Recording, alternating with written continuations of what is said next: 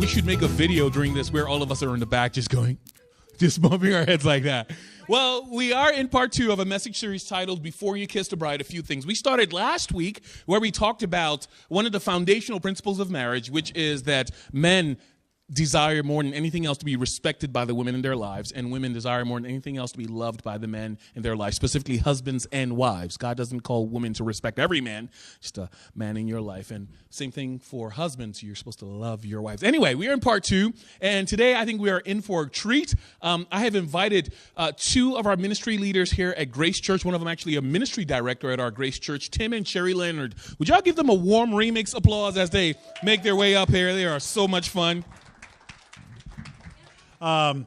We're very happy to be here. I'm just going to tell you a little bit about us, and then Sherry's going to tell you a little bit, and then Sherry's going to start with her points to the girls, and then I'll follow with a point to the guys. I shouldn't say girls, should I? I should say women. Yeah. Sorry.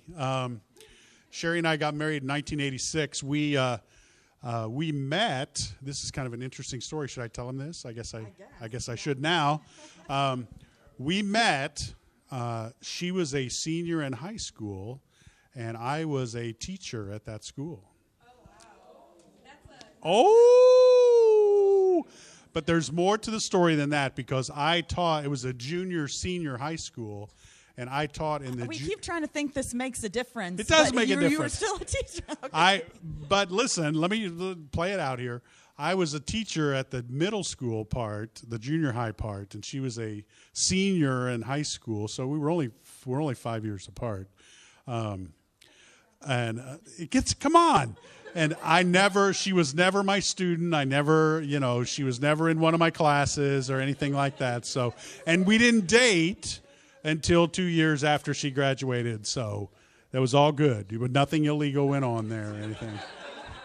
Her dad was in the Marine Corps, so he never tried to kill me or anything. But that's how we met, and we got married after she graduated from college. So, anything else, or you want to just jump into to points to the women? I was going to do an introduction too. Okay. Just tell a little bit more about us. Good. Okay. Are you going to do that other thing? I don't know what it is. Okay. I'll take care of it. Okay. So we have been married a lot of years, and we'll make a disclaimer that we have not always gotten it right. We've had difficult times, and so you're enjoying the benefit of the challenges of being married. So we're certainly not setting ourselves up here to be some sort of a standard that you guys should ascribe to. So we're just partnering with you in trying to help you understand what it might be like to be married. So the other thing is you'll see when we make our points that we don't address anything about finances, and we don't address anything about in-laws. Those are very difficult subjects. And it just didn't happen to be things that we struggled with. God apparently knew that we would never be able to handle the finance thing, so we've been very blessed financially. So it was never a struggle, or it would have been a struggle, trust me, from back in the early days. So we'd like to advise you on that, but we really have no great experience on that. And the other thing is we both come from kooky but great families, all still married back generations. So we don't know what it's like to deal with difficult in-laws. So we don't want to avoid those things or overlook them, but they just weren't our experience. So, and we live hundreds of miles from that's it. Both of our in-laws. So that's probably tip number 1. Move far away from in-laws. That's a good thing. And I'll just tell you a little bit about us. Tim was a school teacher for 20 years. Obviously, that's how we met until he got the call to join Grace on staff.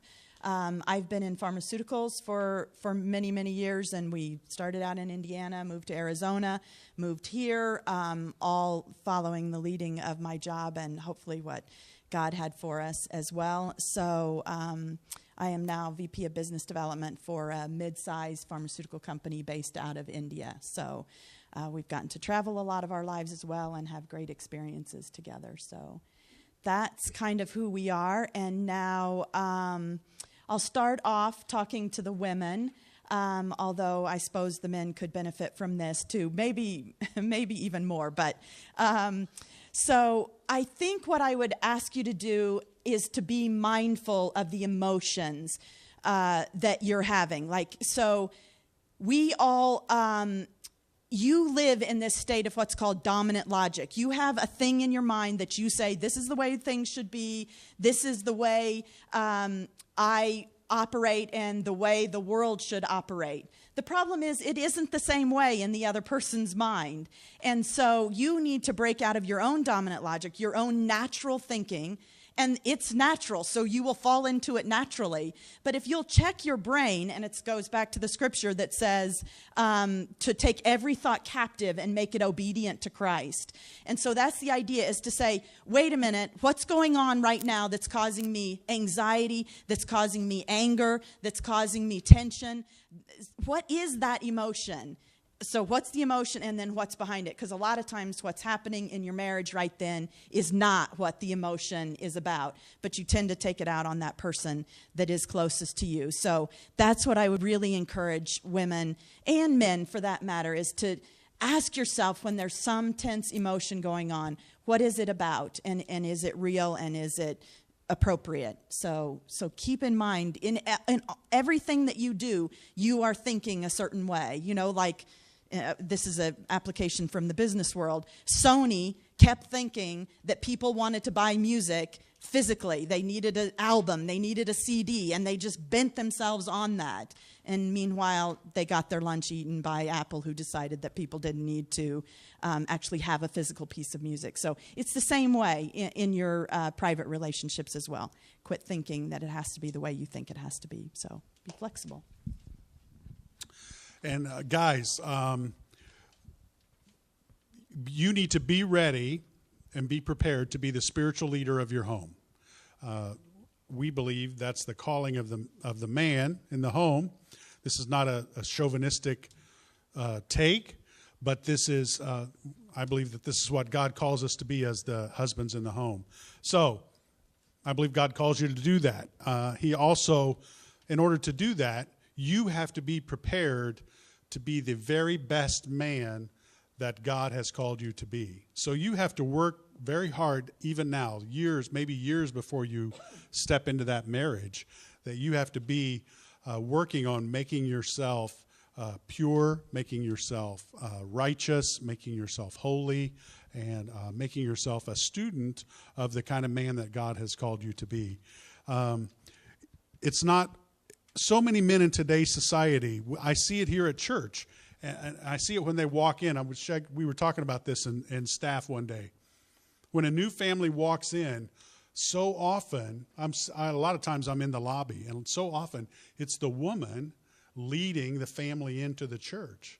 And, you know, a lot of times you see the woman, then you see like 3 or 4 kids, and then the man walking along, you know. Wish I was watching the football game. So he's, you know, and that's just wrong. That's not the way that God calls us to be as the leaders of the household. So it's okay to negotiate. Like in our situation, Sherry did a great job. She always read with the kids and prayed with the kids at night. I was home when they got home from school because I was a teacher, so I was with them all, you know, doing the homework and that sort of thing. But it's not like I abdicated their spiritual growth to them. That just was the time that she could connect with them at night. And then in the morning, I had to get up and leave earlier than everybody else. So she would bring them in, and that's when they did a lot of we call it first fruits. And she led that time with them. So they would say she was probably the spiritual leader, but we did that intentionally because of the dynamics in our own home. So it doesn't mean that you have to do all the work, but you have to be able to direct and make that happen, try to make that happen.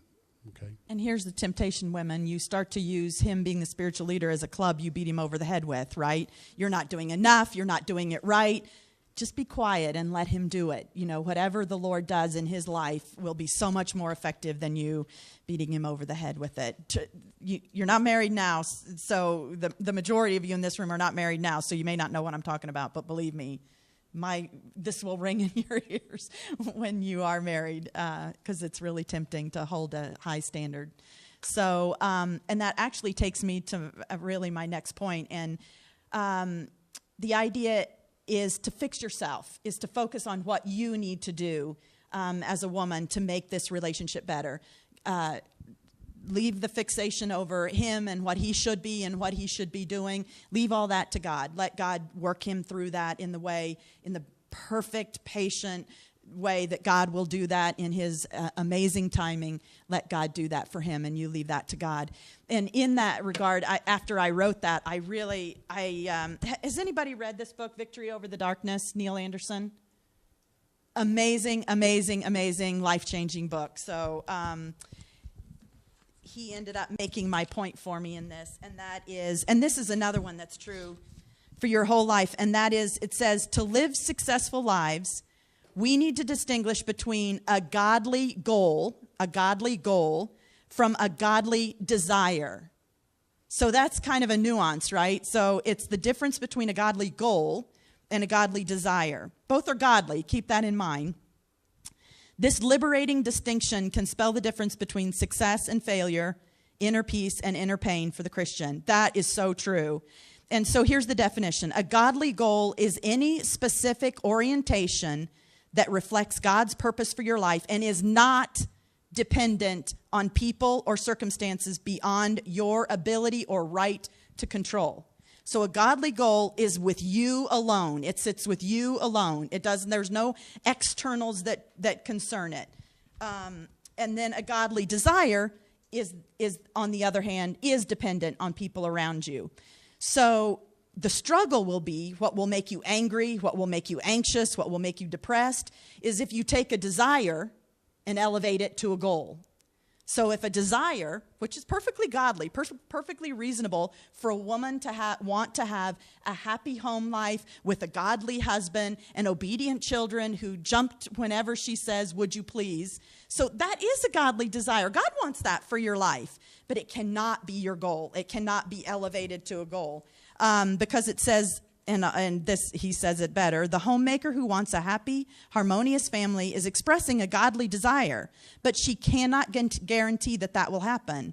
Her goal, so the desire is to have this harmonious family, but instead our goal that's aligned with God is to become the wife and mother God wants her to be. So the reflection comes back on what you want to be, not what you want your husband to be or what you want your children to be or what the income you want in your family or anything else. It's what God is doing in your heart. So the only one that can block that goal in your life is you. Meanwhile, your husband and your kids and everybody else can block your harmonious thing. So Paul says to people, he's like, if you can avoid it, don't get married. You'll be better off. And so the thing is, people get married and they think they will be better off, but God is concerned about what he's doing in your life for eternity, not what he's doing in your life right now. So he's got goals in his mind for you that are about what you will become, not about what your husband will become. He's got those in mind for your husband. So, okay, guys, Sherry's really smart, and I'm not so smart. And I'm going to lay things. I speak a little more bluntly because I think we kind of need that sometimes. So you need to check your expectations, okay? I remember when I was married, I had certain expectations that I thought would be fulfilled when I got married. Some of those are unrealistic and unfair. And for example, you are not marrying a maid, right? You got this apartment or this room or this wherever you happen to live now, and you think, boy, I can't wait to get married so somebody cleans this mess up. You're not marrying a cook. You're not marrying a laundress. And very important, hear me on this, you're not marrying a one-night stand, if you get my meaning there, okay? I almost used another word, but I thought better of it. But you know what I'm saying there. In some ways, you need to alter your expectations in a sense, and this sounds kind of creepy maybe, but in some ways you're marrying your best friend, right? Because that really is how we function, even more so now than when we first got married. Where, I would rather spend time with her than anybody in the face of the earth, even if we're sitting in our two recliners, on our laptops or watching TV or whatever. So you're marrying your best friend, and you have to ask yourself this question: are you willing to put your needs, your desires, your expectations below someone else's, behind someone else's? In other words, are you're going to put theirs above yours? And this is important too, and not expect reciprocation.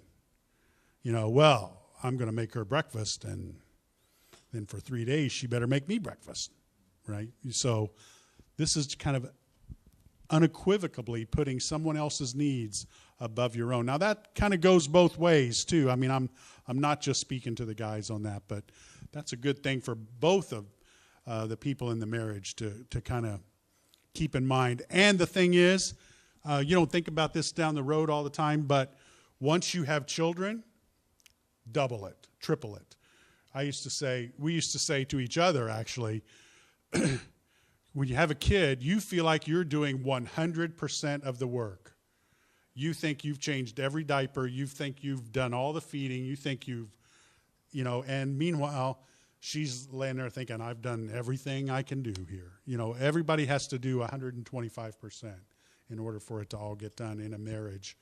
And this is it's hard to say when your wife's sitting right here next to you, but guys, the bloom's going to come off that rose. I've got a mirror here looking at myself, right? You're not going to, what you marry at 22 is going to be different at 52 or 42. Things change and shift and fall. What happened? Fall. And believe me, that goes both ways as well. So what you think is great, and I'm not just talking about physical appearance, but I'm talking about a lot of things. But what you think is great at 21, 22, that's a whole different color on it, because what happens is stuff. God's going to say, okay, things are going good. How about a little cancer? How about a little unemployment? How about a little kid in the hospital? How about a little, and even try this. Try wallpaper together. Try doing some wallpaper together. Don't do it. Don't do it. That almost ended our marriage. Sherry has battled breast cancer, but wallpaper, we were almost done. I was going to the lawyer. Let alone, buying a house or, finding a place to live, or for heaven's sakes, moving across the country. Those, illness comes in, tragedy, heartache, hospitals, all of that stuff happens, and you don't think about that when you're 22, 24. And that's what that kind of bright light reveals the true character of the person that you've said I do to. And their true colors are going to come out. So if they fall apart when you're in a bad mood, or when you suggest you split the bill or something and they go crazy on you, red flag. Things could be tough. So I think I said this one other time. Have at least one and hopefully 3 really good fights before you get married. Before you get married. Really good fights. Not hitting, but right up to that point. She hit me once. We were married. So I couldn't get out. I was also pregnant, too, and he was hassling me. I was being a jerk. She gives me one of these in the car. Shut up.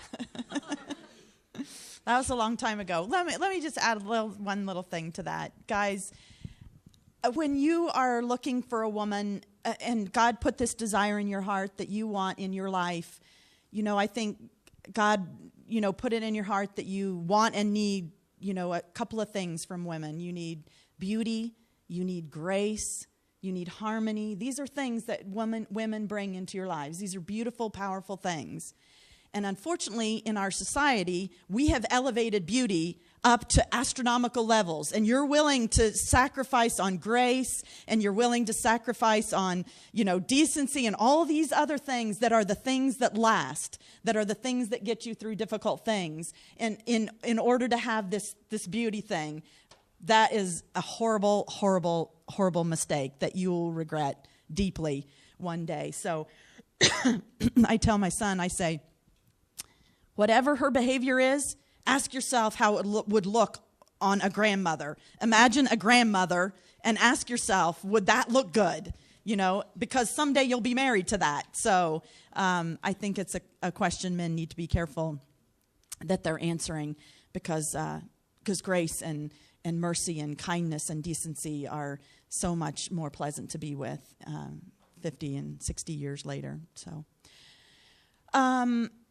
last point from me is there will be times in the first year of marriage, there'll be times in the second year, and the fifth year, and the seventh year, and the 15th year, where you'll say to yourself, life should be better than this.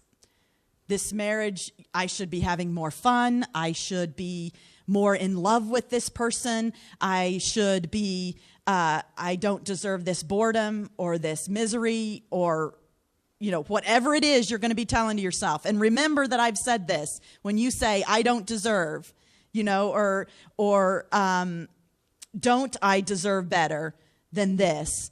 The answer is no, you don't deserve better than this. You have married this person. You made that commitment to marry that person. God allowed that to happen because God could certainly have stopped it if he didn't think you deserved it. Nothing goes through into a Christian's life that is not sifted through the hands of God. It may not have been his highest or greatest thing for you, but you made the decision, and God will make good in all things for those who believe in him. So when you say, don't I deserve better than this? The answer is, no, you don't deserve better than that. God is allowing marriage in your life to prepare you, to fit you for heaven.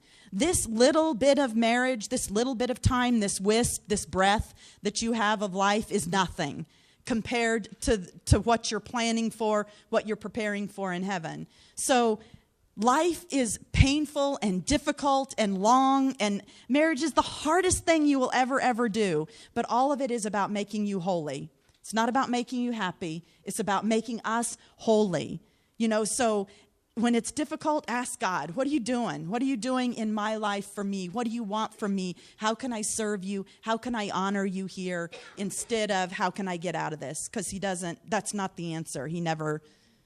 That road cannot be a road that you take, and he certainly has, a high and glorious road that he means you to take through difficult times, and marriage will be the most difficult thing that you'll do. The other thing is, it doesn't matter. You're bringing yourself into every new relationship. If another relationship starts to look better, you're still going to be in it. And unless your spouse has some sort of serious mental health, chances are you're at least half or more of the problem. So you'll be trailing it along with you. So it doesn't look in, you'll get into another marriage and you'll go, wow, this is the same thing. So it's probably you. So I think it's so important I've heard of people who did this. We didn't do this, but we did it mentally. And that is go to the dictionary and tear the page out that has divorce on it, because that is not an option. We went into it knowing this is not an option.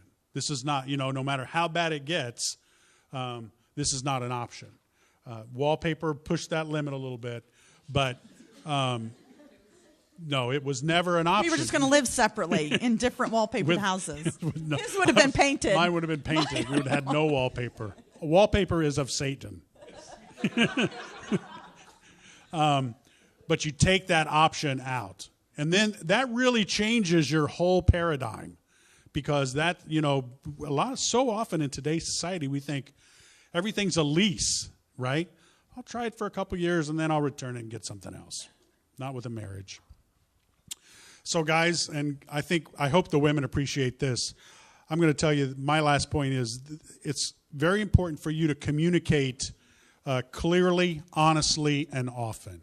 So often we have... we as guys, we say, I I told you I loved you when I married you. If I change my mind, I'll let you know. Right? Or, I mean, we don't communicate very much. She can't read your mind, and don't expect her to, and let her in. It's very important. There's a great book out there called The 5 Love Languages. That's a great book. I'm not going to go into that, but it's very important for you to be able to speak your love to her in a way that she understands. Most men do that with physical affection. The unfortunate thing is a lot of women that doesn't say that to them. That's not what they hear. When you're doing that, when you have the physical act, you're not saying to them that you love them.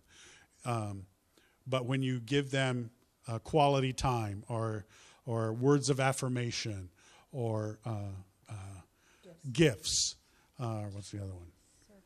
Acts of service. Those kinds of things.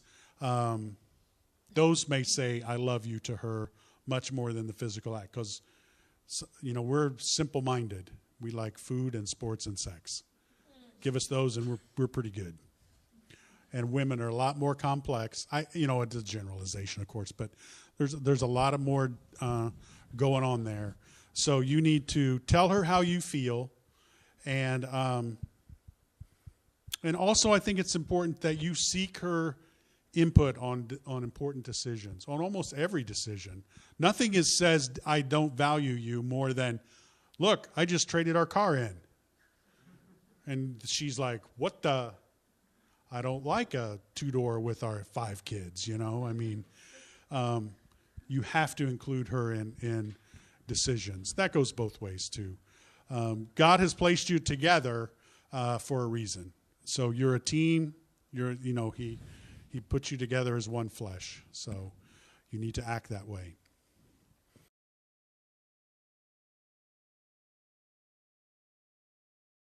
Let me throw an easy one, easy one.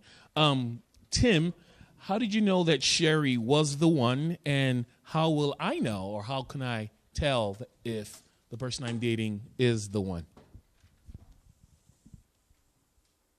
You got a minute or less. Just kidding. You can't just say because I was 17 and I... The whole creeper thing. Just go to jail. All right, let it go. Sorry. I'm offended by that. It's true, but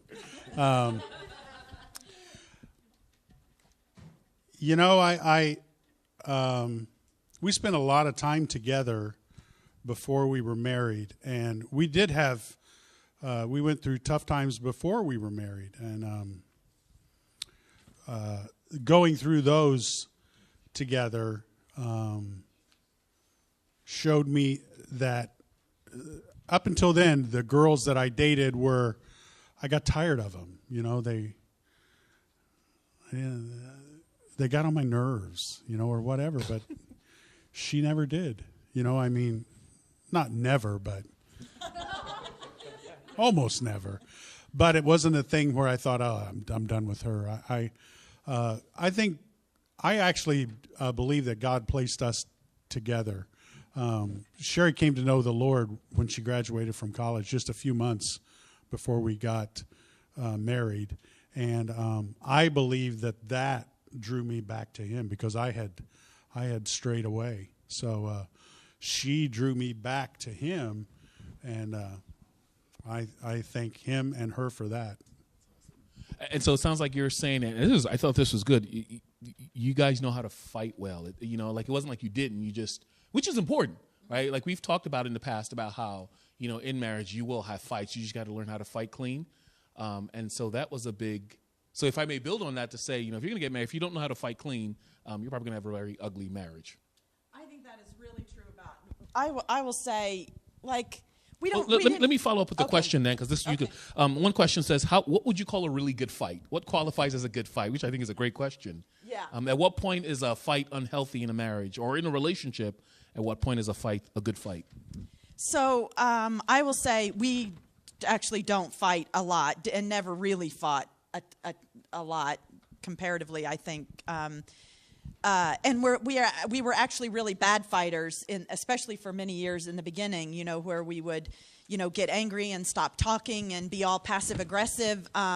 So I think finally, after 20 years or something, we learned that passive aggressive doesn't get you anything except for, hostility built up. So again, it's like, what is it that I want, and be able to express that. So I would say a good fight is one where you use tons of I words, I feel, offended, or I feel devalued, or, when you, and I'm saying lots of I words instead of you words. You do this, you try that, you do that. If we stop using the you words and start using the I words, then we bring somebody into the discussion. You words puts them on defensive and drives them out of the discussion. So if we start everything with I'm feeling tired and hurt and lonely, and I'm feeling like you're not with me in that. So I think those are big. We really tried, and I think that it's one of the things we did do well at, is not let the sun go down on your anger. Deal with it, at least in that day. I can remember 1, maybe 2 times where we did that, and you sleep miserably, and so really that was one of the things that we tried to follow. Anything else on a good fight? I think perseverance. I think if you're going, it's kind of like a fight. If we're going to do this, we're going to do it right till we're done, right? Because I think we often have that tendency to say, I'm so mad at you, I'm leaving, and I'm not coming. I'm going to go away. Well, that doesn't solve anything unless it's a legitimately needed cool down period. But stay in there and put your gloves on and duke it out till it's resolved. Okay, this one is later on in marriage question, but it's the whole issue of a couple is married, they go to different churches.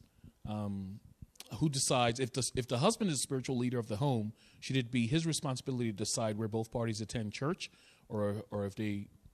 How does that decision made where the family? What if a Pentecostal girl marries a Baptist guy? Where do they go to church? How do you make that decision? Or dating? That's a bad idea. Well, I don't know about the Pentecostal Baptist thing, but I mean, it's a bad idea to go to separate churches. That's just that rule of thumb. That's a bad idea. And hello, you should have talked about that before you said I do. You got to get that kind of stuff worked out. You just do. I don't think it's right. I don't think it's right for the husband to say, we're going to go to this church, period. I don't care if you don't get anything out of it. What's up with that? But I do think that there has to be a meeting of the minds, and you come together, and most importantly, if they're Bible-believing churches especially, go together. That's the bottom line. You got to go together. Okay. Just briefly, I agree with Tim. This is absolutely something you should have worked out before you go. But if it's something you can't resolve, chances are there's something else going on that's not at all about the church. It's about some power struggle, some sense of feeling like the other one's controlling you. So deal with the underlying thing as well that may be there that's causing you guys to be at odds over this issue. So examine it a little deeper. Okay, I'm going to throw you a lighthearted one to kind of break things up a little bit. This dude is obviously a little frustrated. Why is it true that when a guy is dating someone, girls want everything to do with him, but when he's not dating anyone, they want nothing to do with him? When I say frustrated, I say that jokingly. It seems like guys are more attractive when they're in a relationship, but then when they're single, they're just a bum. Please explain that to us, Sherry. It's a lighthearted question, but I think it's a fun. Yeah, Sherry, please explain that. The guys want to know. We live in a fallen world. We're all messed up. That's what makes us so, attractive to God and so important in this society, because the people you're going to be dealing with are messed up. And so I'm sorry about this. As when I know what you're talking about, guys. Well, wait a minute. But I would say that I wouldn't worry about it, because they're not the. I would say, okay, maybe you'll grow up. Maybe someday, you'll understand what's going on with you. But I wouldn't worry too much about it, because those are not necessarily, I guess, women that. If that's what has them come and go in terms of attraction to you, then I would say they're probably not worth further consideration. Sorry. let me just take another tact on that, because I think this could be the case too. I could see where you're dating someone, and so you're kind of happy, and you don't have that air of desperation about you. And so the girls in your life are like, he's safe. He's not going to get the wrong idea if I am nice to him. So it may be just your perception that maybe their defenses go up a little bit more when you have that wolf look in your eye when you're single. Hunter. Who's available? Who's available? Who's available? Yeah. As opposed to, Okay. that cool. could be part of it. Yeah, there's a sense of confidence where, okay, all right. Here's an important one. If you don't feel the same way about a guy who likes you and is convinced God says you should be together, how do you tell him to stay the hell away? Stay I the didn't hell say that. away. I just made that up because I sensed that was the feeling of this. No, seriously, a girl feels like, and this happens. I've seen this in readings before, where a guy or girl feels like, usually it's guys who feels like God is saying you and I should be together, but the girl's like, I didn't hear Jesus say that. How do I let a Christian brother down gently? If he's not being stalkish, but how do I let him down gently? You don't know how to be let down gently? I've never been let down. I think it's the courage to be honest, right? The Lord says the truth in love. And so I think it's about summoning up genuine love and care for that brother, excuse me, and being able to say, in encouraging, supportive ways, I'm sure that if God had intended that, he would have communicated that to me. I'll be prayerful. I wouldn't even leave the door open. I was going to say I'll be listening for God. But just, I think it's about being firm and clear. This is tough, though, right, women? But it's about being firm and clear and just saying, I'm sure if that's what God had intended, he would have communicated that to me. You're a great guy. There is someone out there for you. Obviously, God's putting it in your heart that there is a woman out there for you. So I will pray for you to find that and seek her. Awesome. So and this is very important because we've encountered this. Just be firm, be clear, and don't drag it on. Don't leave the door open. Close that door, shut that door, put a lock on it, explosives. Okay. All right. Okay. Oh, here's a good one for you guys. When you need, we'll take 2 more questions. When you need time away from each other, your loved one, what do you do on your away time? In other words, you and Tim need space. Have you ever found a situation where you needed space from each other?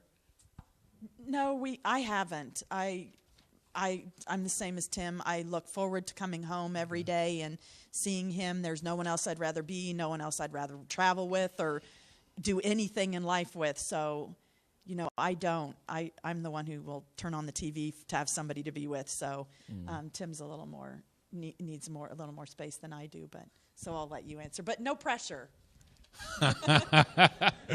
Wallpaper. I always want to be with Sherry every minute of the day. Yes, this is the right answer. It's the right answer. I'm an introvert. Which may be surprising, but I'm an introvert, and I need time away from everybody, not just her, not just Sherry, but from everybody to kind of recharge my batteries. And it is. I'll watch TV or whatever. I'll do nothing. But in our relationship, especially now, we're empty nesters. We have time apart. Believe that's not a problem. We have plenty of time apart. But she has often taken business trips, and I'll take a trip once in a while where we're apart for extended periods. And in some ways, those are good because you communicate differently over the phone or with emails and texts and things like that. And it does. The absence makes the heart grow fonder is true. Absolutely. Okay. What are 3 major red flags that should, in dating, so many of them are single, they're looking to dating next few months, weeks, days, minutes. What are some red flags? What are 3 major red flags that single people should watch out for when they're in a relationship? In other words, this is a get out of the relationship. Well, maybe not that serious, but what are just some things from your experience, red flags that you would say, if you start observing these things, you should end this before it goes further? And it's a subjective question. Yeah. I'd be on the lookout for, I guess I would say, kind of unexpected anger or, kind of unjustified anger, I guess is a good way to put it. If, oh, hey, I broke that glass. You're an idiot. What are you doing? Screaming and yelling. Whoa. That, to me, that's a red flag. That's kind of a big one. Okay. Yeah, I maybe along similar lines is somebody who won't listen, who's so self-absorbed and won't listen to you, then, especially if it's pathological lack of, ability to connect to another person or to be able to listen to another person. So really, if they can't listen to you, and I suppose we'd probably say if they can't laugh with you either. I mean, we spend a lot of time laughing in our family, and that's important to us. But somebody's got to marry the serious people. So that's awesome. Somebody, right? That's true. Lying. If they're not being honest with you about anything, that's a whole trust issue and everything. I mean, that's a big one. If you find that they're not being honest with you, and also if they're not willing to dialogue about if they're a smoker, a drinker, a drug user, and they're not really willing to stop that behavior. If you say that's a problem for me, if it is a problem for you, I wouldn't put that aside. So the idea of just pathological, if there's certain pathological, okay, all right. Yeah, that's big. Okay. That's big. Okay. No, I mean, I think it goes without saying, but I will say it. No, zero tolerance for violence.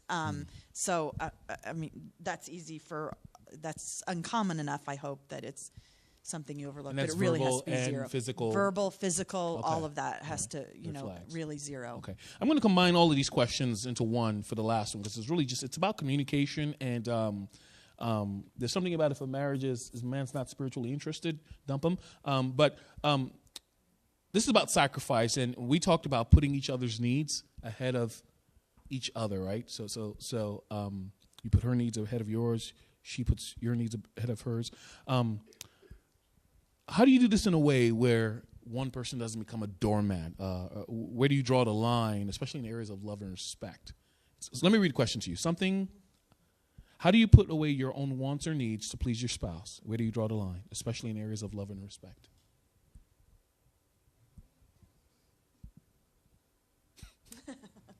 That is a weird, tough one, right? It is a tough one, and I think this is one of those things you should really consider before you marry the guy, because or the girl, because if the pattern already is that you're giving and giving and giving and giving, and you're not getting, just naturally, I'm not saying.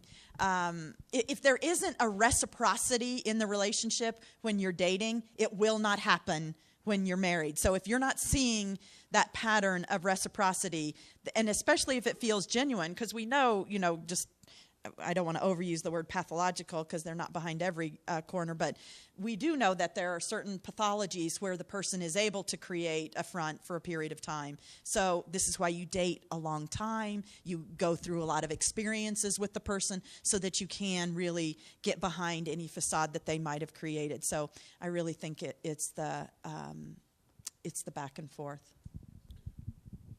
I think a good visual picture that I like is a gas tank.